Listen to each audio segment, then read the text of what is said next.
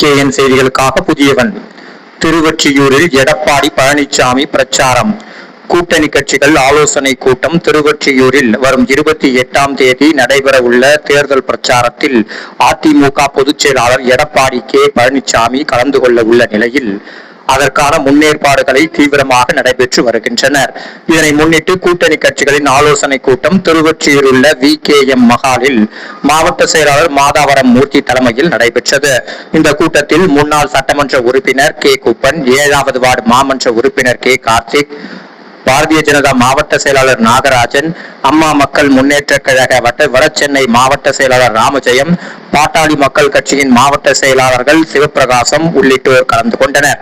மேலும் இந்த ஆலோசனை கூட்டத்தில் 500க்கும் மேற்பட்ட கூட்டணி கட்சியினர் பங்கேற்று 28ஆம் தேதி நடைபெற உள்ள தேர்தல் பிரச்சாரத்தை சிறப்பாக நடத்துவது குறித்து விரிவான ஆலோசனைகள் மேற்கொள்ளப்பட்டன.